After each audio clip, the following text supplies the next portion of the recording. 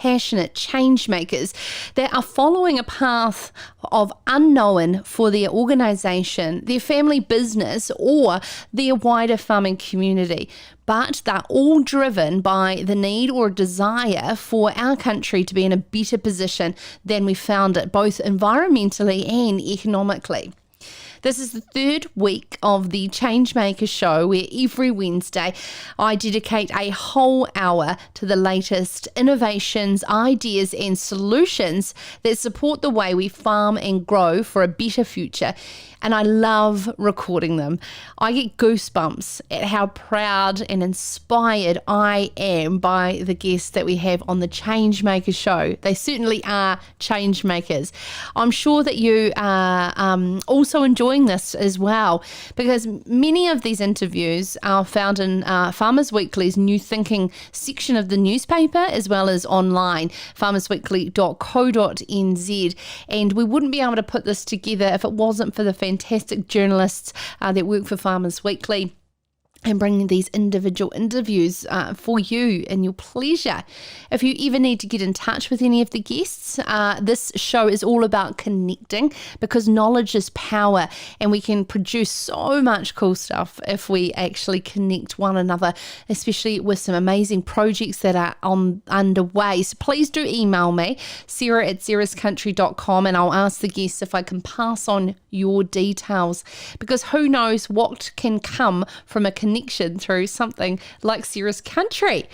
Of course, we're all on a mission, a bigger mission than just ourselves. It is the well-being of people, profit, and the environment, and of course, balancing business all together collectively. This particular show that we've got coming up for you is such a great display of young female leadership that makes me so proud.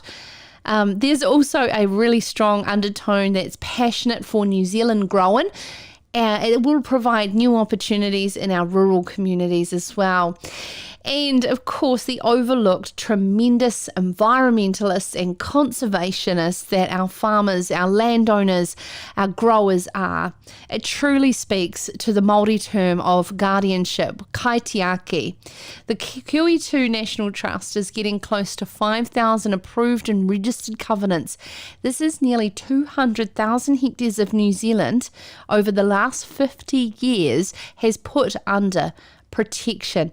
And Bruce Wills, the chair, will join us to explain how, in the last 18 months, farmers wanting to retire land of biodiversity significance is on the rise. We'll hear from Lucy Macdonald from Middlehurst Station, who's co-founded Middlehurst Delivered with her sister. Middlehurst Station is a very old historic high country station, and they are now bringing their premium merino meat straight from the farm, straight to your door. Lucy is certainly an inspiring young woman. Lastly, Pic's peanut butter.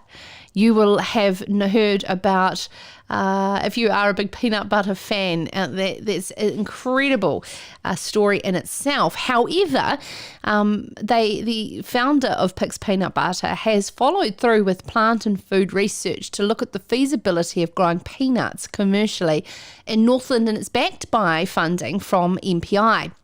Declan Graham, who is the business manager for science for plant and food, is going to explain about the challenges, but why he thinks growing peanuts in Northland could be possible. Kicking off the show, a leading governance and leadership program for the primary sector is surging in demand, and they have doubled their intake for the Agri Women's Development Trust Next Level program.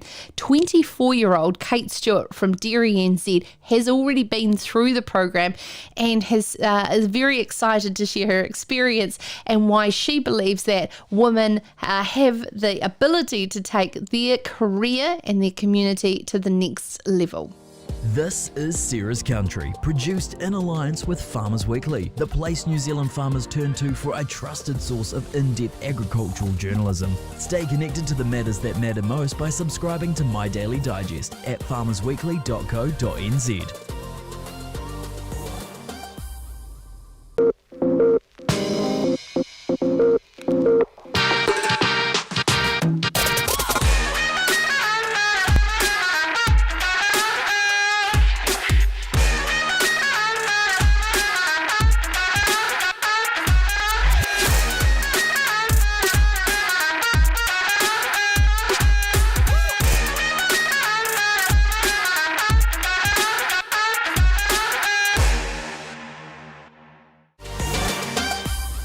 What I enjoy so much about the Changemaker series on Sarah's Country is, of course, highlighting our changemakers, but also inspiring those who are listening or watching in how we can take personal responsibility at any part of our career to make a difference and make change. I'm very excited personally in 2021 to be following through on something that I have been wanting to do for quite some time, and it's being involved with the Agri Women's Development Trust's Next Level program, which is a governance course that is a supportive environment for women working in the agri sector to be able to take their career and the aspirations for our future of our industry to the next level.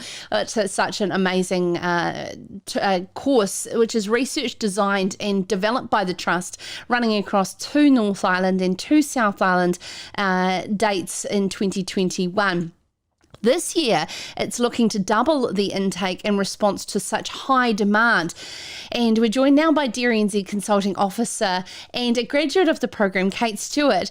Kate, thank you so much for taking the time to join us. I feel a little bit selfish that I've got you on the program, actually more just to pick your brains about what the course is like and what I've got in store for me, but also too to certainly encourage more to sign up and join the course as well. Can you just give us a bit of a background about your role with DairyNZ and how you came into a career in the primary sector, because you're only 24. Yes, I sure can. Thanks for having me. So I am the consulting officer for DairyNZ for the Horowhenua region, just south of Manawatu, and I came into this role after going through the graduate program. So I've been here for 3 years now. And so when it comes to, personal development, your career development, and of course governance and leadership, which Agri Women's Development Trust is well known for, did you feel that you were at a point in your career to take a leap to take on a course like this? Or did you sort of think, oh, well, what's the harm in trying to apply and getting on board the course?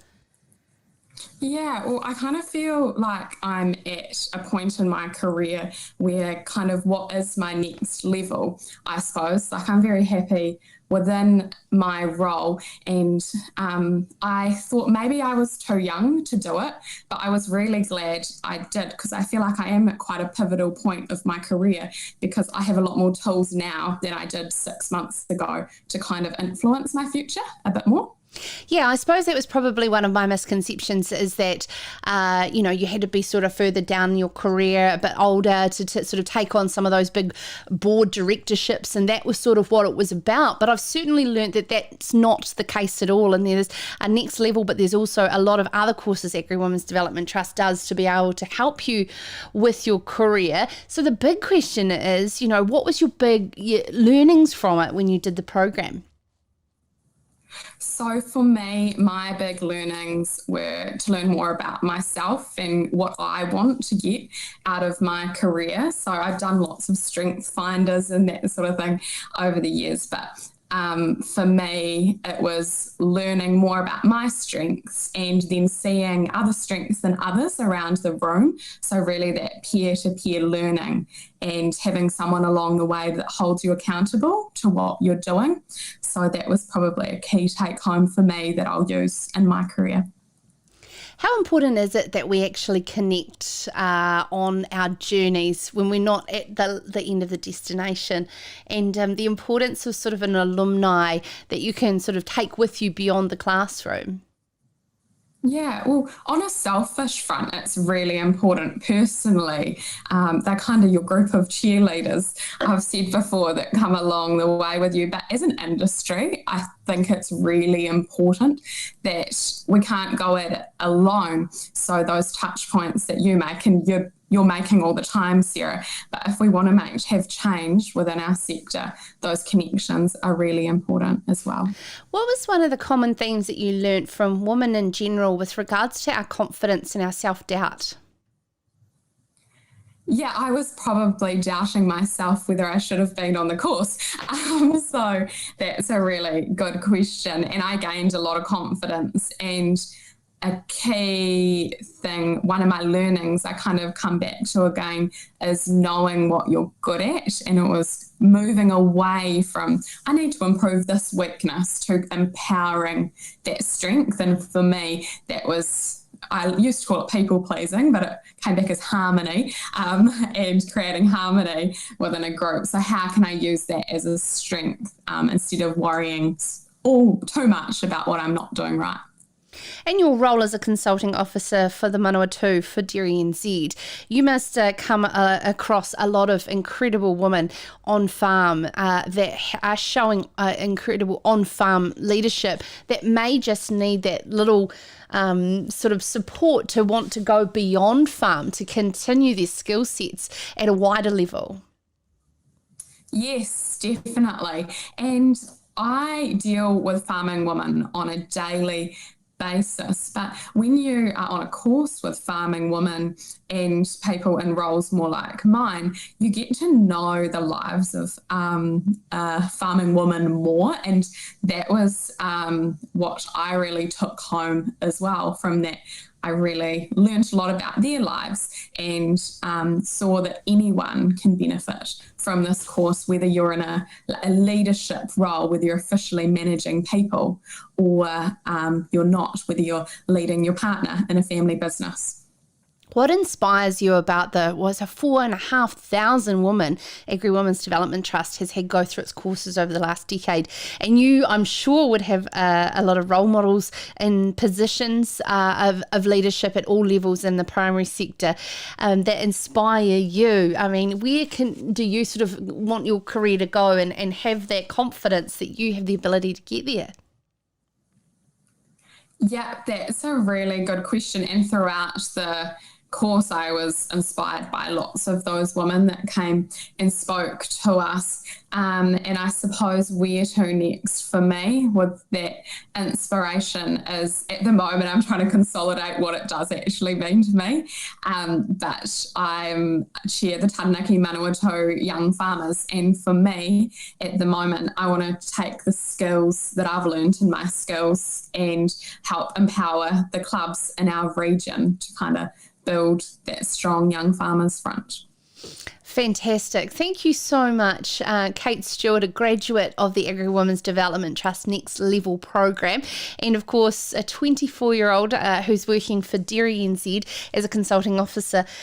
It's absolutely inspiring that, you know, someone's so young, but at the same time, it's got nothing to do with age. It all does come down to confidence that we do have the ability to take our lives into our own hands and take responsibility for our lives to go to the next level. So, New Year's resolutions, if it's part of it, get on with it. The intakes are happening and the courses will be run in Palmerston North, Hamilton, Dunedin and Christchurch starting in mid-March, runs throughout the year with a mix of face-to-face group modules, individual online learning and online group connection, as well as some executive coaching. As I said, I personally will be doing the course based out of Christchurch, and I think that if you are interested, you should probably get in touch, even if it's just to ask questions about the workload, because I know that could be something that could be of concern.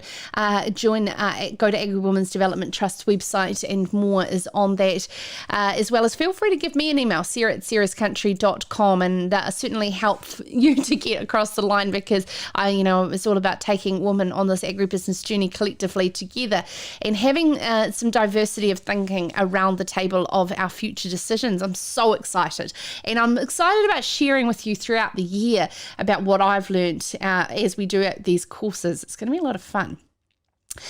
So coming up in the show, we are going to talk more about an organisation that I think needs more attention and showcased. It's the QEII National Trust, and it's getting close to 5,000 approved and registered covenants. If you don't know what the QEII National Trust is, it's an ability for landowners to give over land to the Crown that is of national significance and can be protected for the long-term future. The chair of that and former Federated Farmers President Bruce Wills will join us to explain how they're celebrating this milestone and how more can be done. But to kick off, we have a video here from Open Farms. Open Farms kicked off last year, and this is the last week to register to be able to showcase to our urban community an experience on farm. So enjoy this short video, and I have a few more for you to play out within the live show. Of course, openfarms.co.nz. This is the last week to register, and I highly encourage you to do so. But up next here on Serious Country, we are talking about the QEII Trust with Bruce Wills. This is Sarah's Country. Catch the latest on the matters that matter most wherever you are. Listen to Sarah's Country on Spotify, iHeartRadio, Apple or Google Podcasts. Try asking Alexa or Siri. Play Sarah's Country on podcast. The question I get the whole time is, can I eat that? And I say, of course you can. And they just pick the leaf and they'll eat it. And they say, yeah, that tastes amazing. Well, of course it does. It's natural. The reason why we opened our farm up is we really want to have the urban and the rural communities reconnect, because we feel there's such a disconnect there. I know that there's an opportunity to be like face to face with the cow and have opportunity to visit a proper QEII farm. So I just straight away sign up. I know that my kids would love to know where their milk comes from. We need to shift away as a society and shift away from centralised systems and have it based locally and have it run locally by local people. And what better place to start with the food system?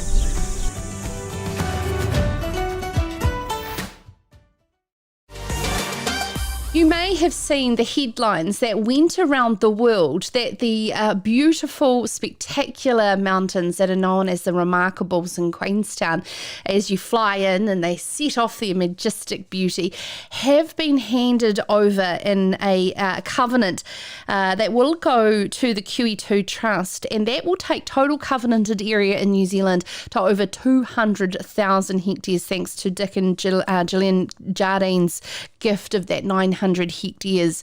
It's absolutely incredible that the QEII Trust is getting close to 5,000 approved and registered covenants, and this is since 5 decades of being in existence. And that transaction is just one of many examples where landowners around the country are doing it for more than just the right reasons, because they actually genuinely care about the environment in New Zealand. And the chair of the QEII National Trust is Bruce Wills, who joins us now. Bruce, this is a huge achievement, and I know the Jardines were hounded by media, not only here in New Zealand but around the world, because of such a significant contribution to the environment, and of course putting some probably great light on the work that the QEII Trust do. Oh, listen, they did, and yeah, what a great contribution they've made and a great gift. And Sarah, just for your listeners, of course, it was a little bit different from our normal covenants. We have, as you correctly say, sort of approaching 5,000 legally protected areas, private areas on private land, and we protect them in perpetuity, special areas. And what was a little bit different for the Remarkable Station from Dick and Gillian was that not only are we putting a covenant on their 900 hectares, but they are gifting that effectively to the nation. So, as you outlined, a fantastic property in between Lake Wakatipu and the Remarkables. So, yeah, that was pretty special. And I guess what's fabulous for not only the people of Queenstown or New Zealand, or indeed, I guess, the planet, is that what that will mean is that area will be protected, as it is in perpetuity. I guess there was always a risk with that Remarkable Station that it would eventually be covered in housing. So that will now not happen, and people will enjoy the open space and the beauty that that place holds. In your work with the Trust, it must be extremely rewarding just to hear the background of stories of the reasons why private property landowners have contributed and handed over areas of significant biodiversity. Oh, listen, it's I'm very privileged here. I sit on a bunch of boards, and this one's pretty special for the reason you just outlined. And yeah, it is. We've got, as you mentioned, almost 5,000 covenants. Some farmers or landowners have multiple covenants, so it's probably 4,500 covenantors or New Zealand farmers that, as you say, have voluntarily said, hey, we got this special piece of landscape or biodiversity where we want to protect it in perpetuity. We work with them to put legal protection in place. And you're right, it's great. The members of QEII are a great bunch of people to work with. And of course, the exciting thing is that this is not new. We're currently entering our 44th year of operation. So farmers, for as you say, coming up to 5 decades, have been voluntarily saying, hey, this is a special bit of area. It shouldn't be farmed. Let's protect it. We'll put a fence around it, legally protect it, and it's there for their benefit and the benefit of New Zealand forever. And of course, the Trust's role is more than just maintenance as well. Yeah, one of the special things we do, which I guess makes us a bit unique, one is that we work with private landowners. So obviously we've got DOC, and they look after about 30% of New Zealand's land area. 70% belongs to effectively private ownership. So I guess we're a long-standing, significant ecological protection organisation for that 70%. So so farmers approach us. It's all entirely voluntary, looking for us to. I guess we are a perpetual trustee, and our expertise is putting that legal protection in place. But one of the exciting things that we have 26 reps currently spread from one end of New Zealand to the other, and so we continually monitor and keep in touch with our covenants and covenantors to ensure that what's protected is kept to a minimum standard. So I guess it's an ongoing monitoring role that no other organisation has, and I guess that gives us confidence that those areas that are protected, we try and visit them every 2 or 3 years. So we keep up to date with how things are progressing. What happens with the likes of pest management on these blocks? That's a biggie, and it's growing, sadly, with climate change and all the other challenges through it. So we initially, I guess again on a voluntary basis, require the landowner to look after their weed pests, their animal pests, and most of them do a top-class job. But in some of the more remote areas, particularly with some of our more elderly covenantors, it is challenging, big job. And as I say, getting bigger probably with the challenge of climate change. So we assist with that where we can, but it's an ongoing battle. And the outgoing Conservation Minister, Eugenie Sage, was involved with your particular appointment, but also the funding of Jobs for Nature's initiative in the post-COVID economic recovery. Are you seeing the kickbacks and benefits of that? Yes, that was a significant contribution, the Jobs for Nature. So we're working with that effectively is financed through DOC. So we're working closely with the DOC team, and we'll be adding to what we do, doing some different protections alongside our business as usual. So yeah, pretty exciting, and I guess it's just part of the post-COVID where Kiwis have recognised the importance of, more so, I guess, we've always recognised the importance of biodiversity, but being locked up for a few months at home makes us appreciate the benefits of open spaces, green areas, and the importance of looking after those areas. What more is the Trust doing in terms of more further planting, as we've seen from the Climate Change Commission's recommendations of 300,000 hectares could potentially go into more native planting? Will you see, do you believe, a rise in more farms wanting to put those plantings under covenant? Yes, we will, and we are already seeing a kick up. probably over the last 18 months of interest in covenants. So, we're pretty stretched at the moment. We have minimum funding from government. Most of the contribution comes from the landowners themselves.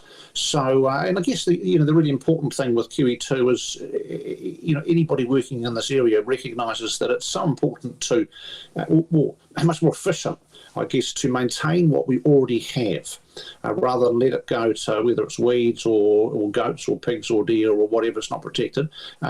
Compared with planting new stuff is great, and there's a real momentum for that, and we're working alongside parties that are doing that. But I guess where our niche fits is protecting existing biodiversity from degradation and stock damage, weed damage, and the like. I just want to use the opportunity to speak to you about another role that you're involved with. And we had Steph Sloan on the program a wee while ago last year around the New Zealand Poplar and Willow Trust. The reason why I want to speak to you about this, Bruce, is I would love to see more activity in the South Island. I travel around a lot of New Zealand in different parts, and the work that you go through all of Hawke's Bay in particular and parts of the King Country, and it's a thing. Erosion in the South Island, we don't even seem to think about poplar poles as an option. Am I wrong in that more needs to be done in the South Island? Listen, you did right. More needs to be done all over, Sarah, and you're right. It's most of the focus has been on, I guess, the Horizons area, East Coast, North Island, because of its well-known erosion issues. But South Island, we use particularly willows a lot for river protection. But you're right, we and alongside Jobs for Nature, alongside for the billion trees, I guess the whole Poplar and Willow Trust, as you picked up from Steph when you spoke to her, there's a real interest and desire to get landowners putting a lot more poplars and willows in than they have in the past, and that's underway as we speak. We're ramping up bigger nurseries, more support from councils and the like. So bottom line is we need more trees, full stop, pretty much. And I guess the important thing again is we all know is right tree, right place. So some areas it's largely the native stuff that we protect, QE2, poplars and willows in other areas with the trust closely involved in, of course, Manuka and others, and pine trees in other areas. So we've got plenty of choice. Fantastic. Thank you so much, Bruce Wills, as highlighted there, the chair of also the New Zealand Poplar and Willow Trust, as well as the QEII National Trust. Another great New Year's resolution, if you've been considering a part of your land that you'd like to put under, that has significant biodiversity values, and you want to put it under protection so it's there long after you're gone, make sure you get in touch with the QEII Trust. And I hope that the government put some significant funding into the QE2 Trust to ensure that their rollout that they would like to see of more native planting on sheep and beef and dairy farms across the country can happen. Another great change maker here on the show. And after the break, we're going to head to Middlehurst Station, where two sisters are making a dream come true by bringing premium merino meat from their station to your plate.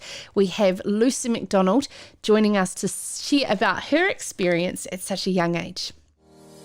This is Sarah's Country. Join the conversation. Have thoughts on an interview? Or have you got questions you want answered by a future guest? Let us know. Email sarah@sarahscountry.com. We were knackered this morning, and now I just feel mentally refreshed. Just getting my hands in the soil, that felt good.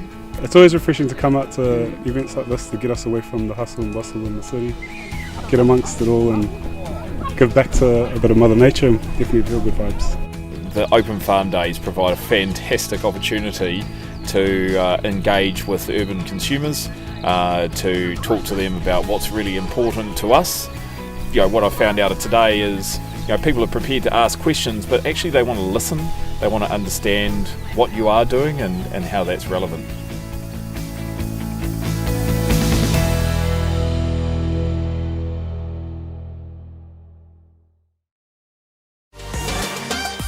I'm super excited to have on the Changemakers show a young lady and her sister who are absolute change makers in terms of taking the bravery to go into entrepreneurship at such a young age, but of course involving their family heritage and their family operation. Middlehurst Station is one of New Zealand's original high country runs, covers 6,550 hectares up the Awatri Valley in the Marlborough area in the South Island. This is the sisters, Lucy and Sophie Macdonald, and their family grew up on Middlehurst, and the Macdonald sisters have decided to take the next step in taking a premium product that is not, of course, the renowned merino wool that their family produce, but the premium merino meat that you can enjoy from your home direct from theirs. And co-founder of Middlehurst Delivered, Lucy Macdonald, joins us now on Sarah's Country. Thank you so much, Lucy. What a beautiful background you've got there. Are you at home at the station at the moment? Hi, Sarah. Thank you so much for having us on here. It's a real privilege. No, so we are working currently out of my sister Sophie's house in Rangiora. So this is just a wee painting behind her house that we thought would be cool to do it behind. Hey, so tell us about your background, particularly growing up as a station kid. So we are a family of 6. There's 4 of us kids, and we're all in quite close age range, and we all get along really well. We had a pretty free range, as you'd call it, upbringing. We had a wee correspondence school with the 3 neighbouring farms, so we still kind of had that normal school life up until we were about year 7, and then we all went off to boarding school in Christchurch, which was a major change for us, but it did us all really, really well, I think, changed us for the best, and we all kind of went our own different ways after that. I'm really interested because, I was the same in terms of, going to a big boarding school in the city from growing up on a station as well. And I think the big thing is it opens your eyes to, just how disconnected people are from where their produce comes from. And not only where it comes from, but, how much care and love goes into all around the entire calendar. What was it like for you, sort of that change maker moment where you thought, I want to do something different here rather than just go off after university and work for a corporate? Yeah, so I've done a few different things, and it's all been based within the agricultural sector. Like in Australia, I was working over there on a station, and then I came back and did a couple of years working for mum and dad on the farm, and before going overseas to Europe.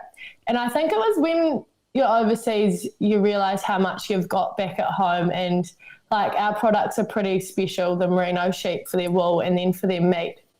It is a really special product, and you can't buy it in the supermarket easily. And I think that was a real turning point for us, like thinking about like moving, like how we can make the farming business fit everyone in the family, if you get what, like, so making it diverse enough that we can all become a part of the farming business. And so we started to think about ways that it could involve us all. And the idea of selling the Middlehurst merino meat came from mum and dad have always kind of had a wee dream about doing it, because they always get so much great feedback when people are at home. They always say, the taste and the quality is so good compared to what we can get in the supermarkets.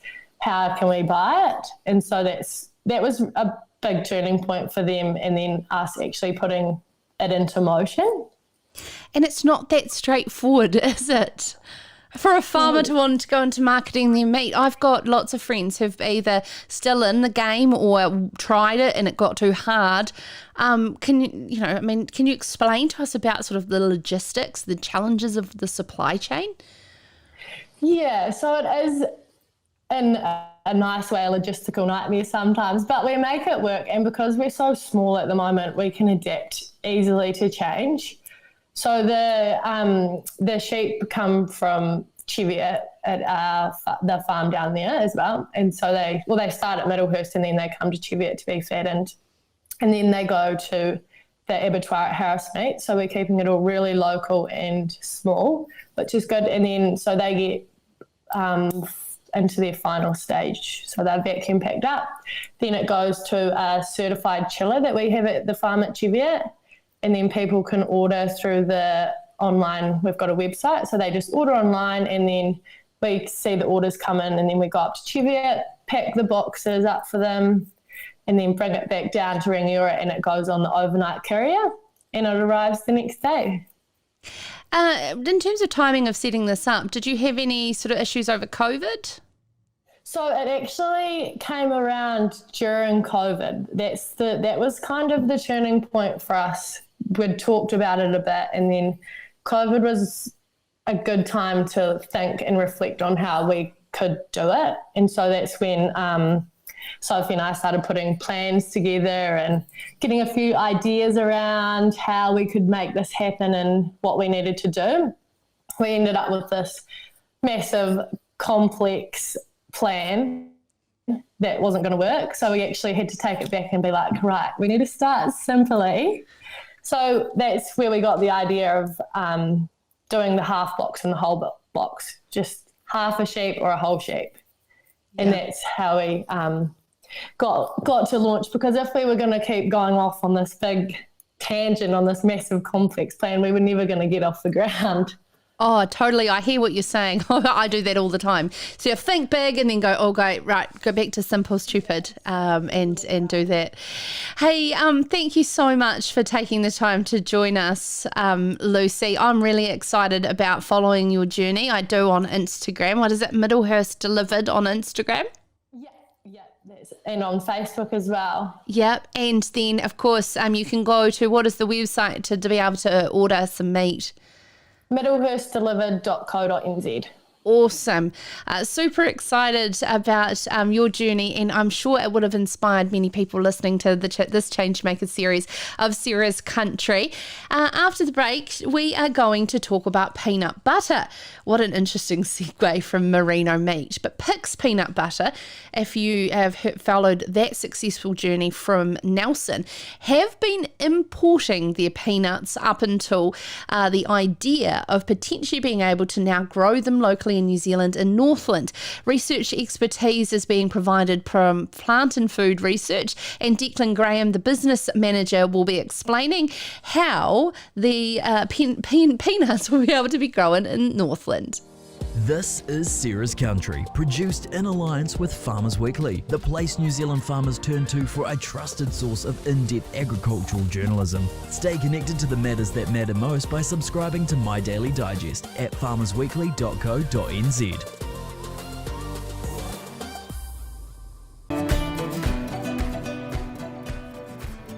I think being able to educate people about what actually goes on farms and in shearing sheds and things like that, and hopefully that lady, well, she even said herself that she's happy now to go back to her friends that were telling her that she shouldn't be wearing wool, and actually be able to say to them, well, I've seen how this actually goes down, and is confident to tell them how it is, which I think is pretty awesome.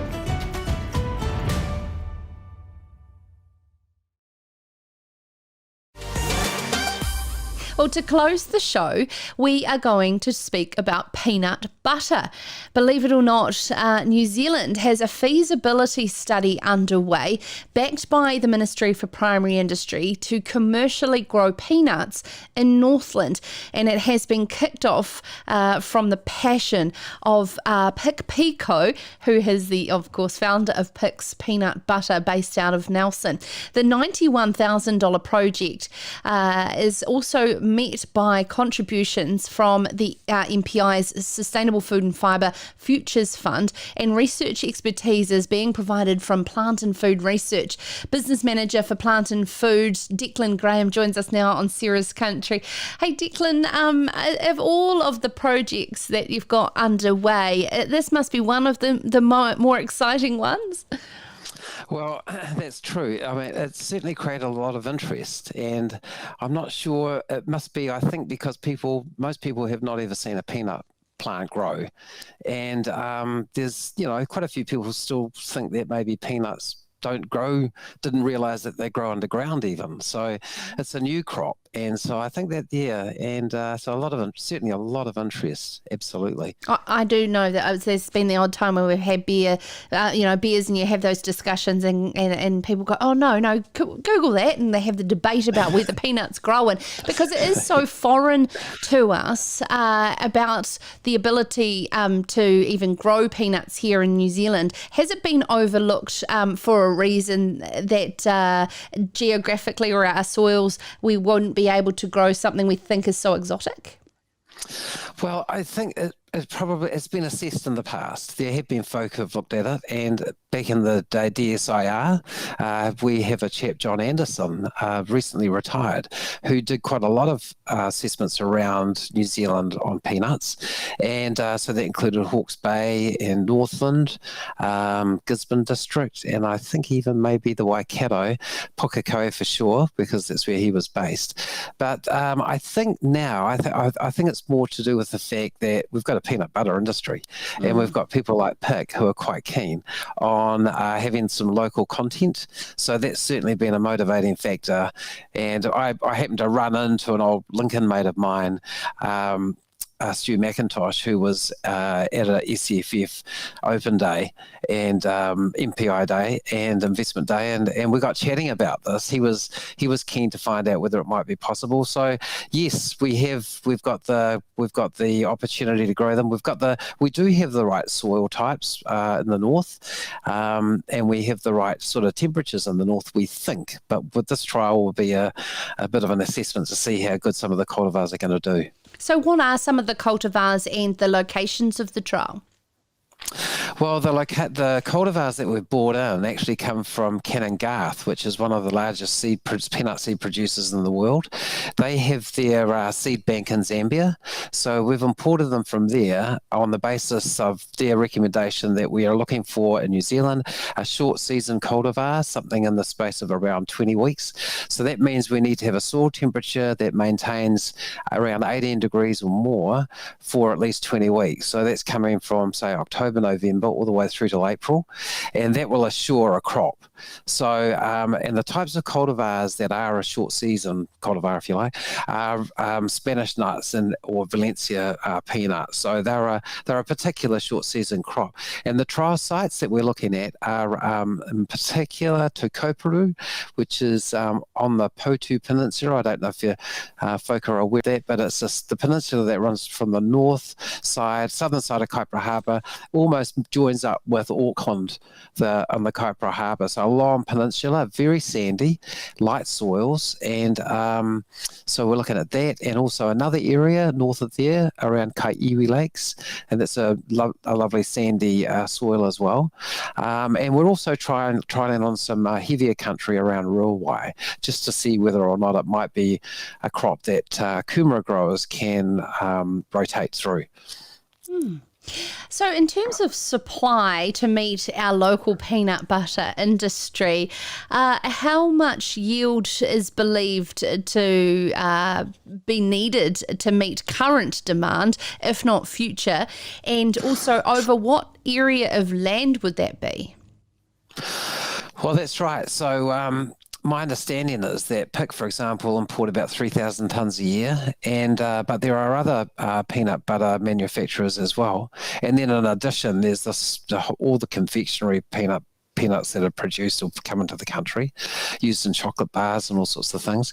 But just if you take into account Pick's annual requirements, 3,000 tonnes, if the crop was yielding in the order of about 3, 4, 5 tonnes per hectare, we're talking something in the order of about 1,800 hectares of production.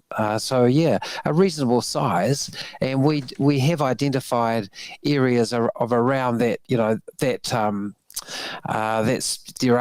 There are areas in the Northland District that would certainly be able to produce that. So yeah, there would be 800 easily hectares of lightish country in that space, in that area. Mm-hmm. Declan, just to end, because the thing is that the Changemaker series is all about finding these inspiring entrepreneurial people, but also our incredible leading research, R&D in New Zealand's primary sector and agri-food space. And in your particular role as a business manager for the science side of it, you must see a lot of fantastic connections going on with plant and food entrepreneurs coming together around new opportunities.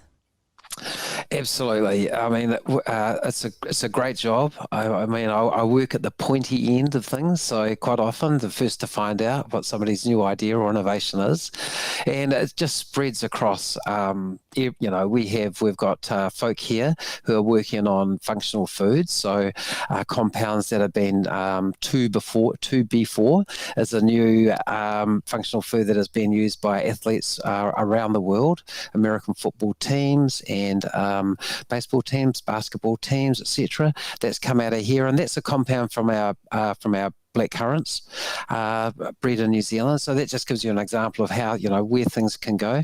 And then in the fresh fruit industry, of course, we've got the expertise to provide help our customers produce food that travels the world, and there's a lot of work goes on in post-harvest, keeping quality up, etc. And of course our cultivars, we've got some great cultivars, and they've become world renowned. So yeah, we're very lucky. I'm very lucky, and I think New Zealand's very lucky to have a research institute like Plant and Food. Absolutely. I thoroughly always enjoy talking to people from Plant and Food. You always know you're going to have a very interesting interview, and that one was no different. Thank you so much, Declan Graham, the business manager for science at Plant and Food Research, and talking about the Northland peanut trials that are underway to potentially have a peanut growing market here in New Zealand to satisfy our peanut butter industry and confectionery peanuts, as Declan also pointed out.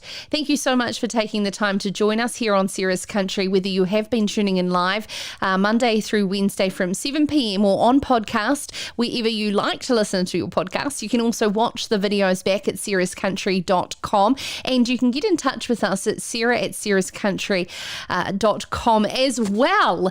And we'll be back again on Monday with our Newsmaker show. Of course, all of this is brought together in strategic partnership with our great family at Farmers Weekly, and all of the incredible stories that they produce, not only for the paper but also online, farmersweekly.co.nz. Looking forward to a very full lineup of shows next week. As always, there's some incredible, inspiring people out there, and if you know of anyone that we should highlight on this show, please do not hesitate to get in touch. In the meantime, enjoy the rest of your week. We'll see you again on Monday. Ka kite anō.